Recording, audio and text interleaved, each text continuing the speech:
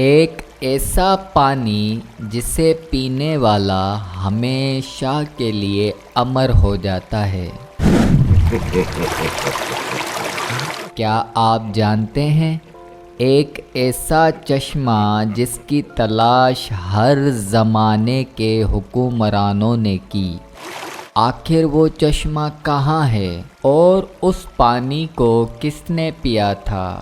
یہ سب جاننے کے لیے ہمارے ساتھ رہیں اور اس ویڈیو کو لاسٹ تک دیکھیں۔ قدیم زمانے سے ہی کافی لوگوں کا ماننا تھا کہ زمین پہ کسی مقام پر آب حیات کا چشمہ موجود ہے، جس پانی میں سب بیماریوں کو ٹھیک کرنے کے ساتھ ساتھ ہمیشہ کی زندگی ہے۔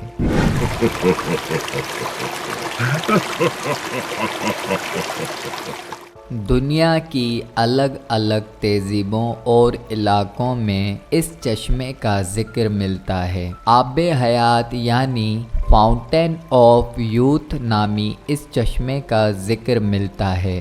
آب حیات کا مطلب وہ چشمہ ہے کہ جو انسان اس میں غسل کرے گا یا اسے پیے گا تو اسے موت نہ آئے گی اور وہ انسان ہمیشہ زندہ اور جوان رہے گا۔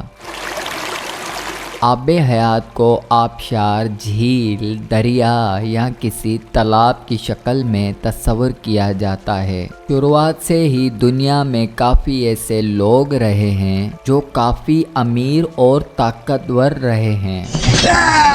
ان لوگوں کو ہمیشہ بوڑھے ہونے کا اور زندگی ختم ہونے کا ڈر ہوتا تھا، جن میں اہل وسطیٰ کے مشہور بادشاہ اور جنرل شامل ہیں۔ تاریخوں میں آب حیات کا سب سے پہلا ذکر قدیم یونان کے مشہور ہیروڈوٹس کی تحریروں میں ملتا ہے۔ ہیروڈوٹس نے اپنی کتاب ہسٹریوں میں افریقہ میں آباد ایک قبیلے کا ذکر کیا ہے۔ اس قدیمی قبیلے کو میکروبین کہا جاتا تھا۔ یہ لوگ جوان، طاقتور اور خوبصورت لوگ تھے، جن کی عمر کم سے کم 120 سال ہوتی تھی۔ اس کے باوجود بھی وہ لوگ جوان اور خوبصورت دکھتے تھے۔ ہیروڈوٹس کے مطابق مائکروبین صحراؤں، ریگستانی اور افریقہ کے شمالی علاقوں میں آباد تھے۔ مائکروبین کی سرزمین میں ایک خاص قسم کا چشمہ بہتا تھا اور اسی چشمے کا پانی ہی ان کی لمبی عمر اور خوبصورتی کا راز تھا۔ ہیروڈوٹس نے لکھا ہے کہ یونان کے بادشاہ جب مائکروبین کی سرزمین پہ پہنچے تو ان لوگوں نے بادشاہ کو وہ چشمہ دکھایا، جس میں نہانے کے بعد بادشاہ کا جسم نہایتی چمکدار اور چکنا ہو گیا اور اس کے جسم سے خاص قسم کی خوشبو آنے لگی۔ چشمے کا پانی اتنا کمزور تھا کہ اس میں کوئی چیز نہ تیر سکتی تھی، نہ لکڑی نہ ہی کوئی ہلکی چیز۔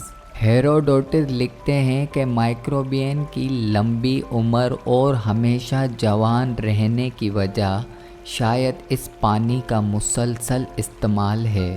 آب حیات کا ذکر اسلامی بکوں میں بھی موجود ہے اور اس متعلق کئی روایتیں نقل کی گئی ہیں۔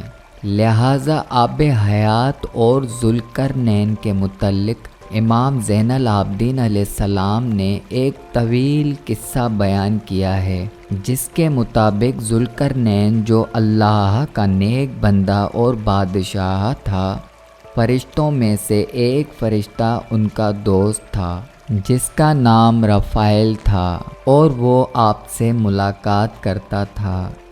ایک مرتبہ ذوالقرنین نے رفائیل سے کہا کہ آپ آسمان میں اپنی عبادت کی کیفیت کو بیان کریں۔ اس پر رفائیل رو پڑا اور کہا، آسمان میں ایسے فرشتے ہیں جو ہمیشہ حالت قیام میں رہتے ہیں، کبھی بیٹھتے نہیں، اور کچھ حالت سجدے میں رہتے ہیں جو کبھی سر نہیں اٹھاتے اور کہتے ہیں کہ اے پروردگار میں نے تیری عبادت کا حق ادا نہیں کیا۔ یہ سن کر ذوالقرنین رو پڑے اور کہا رافائل میری خواہش ہے کہ مجھے لمبی عمر ملے تاکہ میں اسے اپنے رب کی عبادت میں لگاؤں۔ اور اس پر رافائل نے کہا اللہ نے ایک چشمہ پیدا کیا ہے جس کا نام آب بقا یا آب حیات ہے، جس نے بھی اس چشمے کا پانی پی لیا اسے کبھی موت نہیں آئے گی، یہاں تک کہ جب تک وہ خود اللہ سے اپنی موت نہ مانگے۔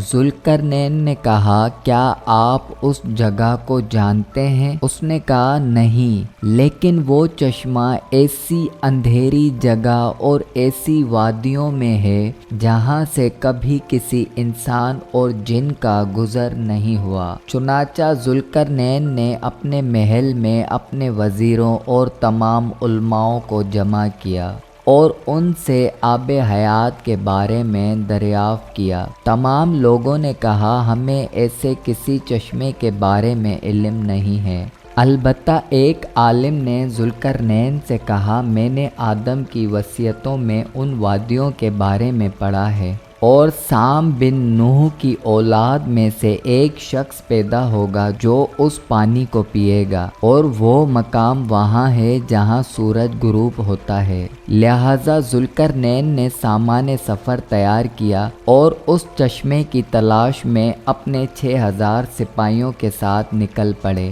حضرت ذوالقرنین نے اس سفر میں اپنے وزیر کو بھی ساتھ لیا تھا جن کا نام حضرت خضر علیہ السلام تھا۔ آپ ذوالقرنین کے خالہ زاد بھائی تھے۔ ذوالقرنین 12 سالوں تک مغرب کی طرف سفر کرتے رہے اور ایک طویل سفر کے بعد یہ لوگ ان وادیوں کے پاس پہنچ گئے۔ جیسے ہی ذوالقرنین اور حضرت خضر علیہ السلام اور ان کا لشکر ان اندھیری وادیوں میں داخل ہوئے تو وہاں طوفان آ گیا اور زوردار بجلی چمکنے لگی۔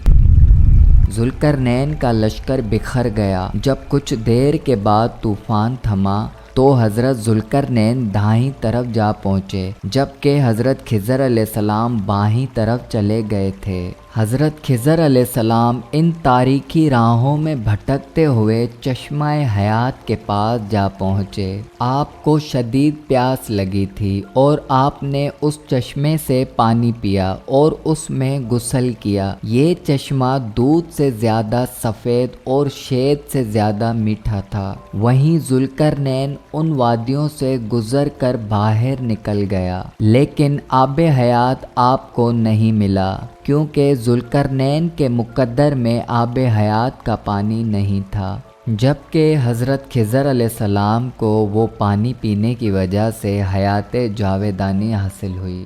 آپ ہمیشہ زندہ رہیں گے۔ اگر غور کریں تو اس طرح کا واقعہ قرآن مجید میں حضرت موسیٰ علیہ السلام کے متعلق موجود ہے جو آب حیات کی طرف اشارہ کرتا ہے۔ واقعہ کچھ اس طرح سے ہے کہ ایک مرتبہ حضرت موسیٰ علیہ السلام لوگوں میں خطبہ دے رہے تھے۔ ایک شخص نے پوچھا لوگوں میں سب سے زیادہ علم کس کے پاس ہے؟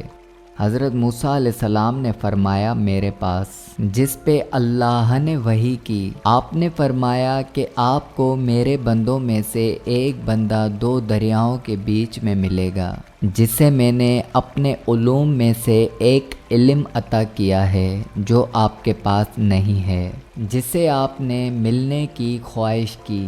اللہ نے حکم دیا اپنے ساتھ ایک مردار مچھلی لے کر 2 دریاؤں کے بیچ میں جاؤ، جہاں وہ مچھلی گم ہو جائے اسی مقام پہ آپ کی ملاقات اس بندے سے ہوگی۔ حضرت موسیٰ علیہ السلام نے اپنے ساتھ ایک خادم کو لیا اور نمک لگی ہوئی مچھلی اپنے ساتھ لے کر نکل پڑے سفر پر۔ جب حضرت موسیٰ علیہ السلام چٹانی علاقوں میں پہنچے تو اس مچھلی کو چٹان پر رکھا تو اچانک وہ مچھلی زندہ ہو گئی اور جھرنی کے ایک راستے کے ذریعے دریا میں داخل ہو گئی۔ جس مقام پر وہ مچھلی زندہ ہوئی وہیں حضرت موسیٰ علیہ السلام کی ملاقات اس بندے से हुई, जिनका नाम हज़रत खिज़र अलैहिस्सलाम था। अब सवाल ये है कि वो मछली जो मुर्दा थी वो ज़िंदा होकर दरिया में कैसे चली गई। अगर आप भी आब हयात के मुतल्लिक कुछ जानते हैं तो कमेंट करके बताएं। अपने दोस्तों के साथ इस वीडियो को लाजमी शेयर करना ताकि उनको भी पता चले कि आप किस तरह की वीडियो देखना पसंद करते हैं। हमारे चैनल को जिसने अभी तक सब्सक्राइब नहीं किया वो लाजमी सब्सक्राइब कर ले ताकि हम बार बार मिलते रहें।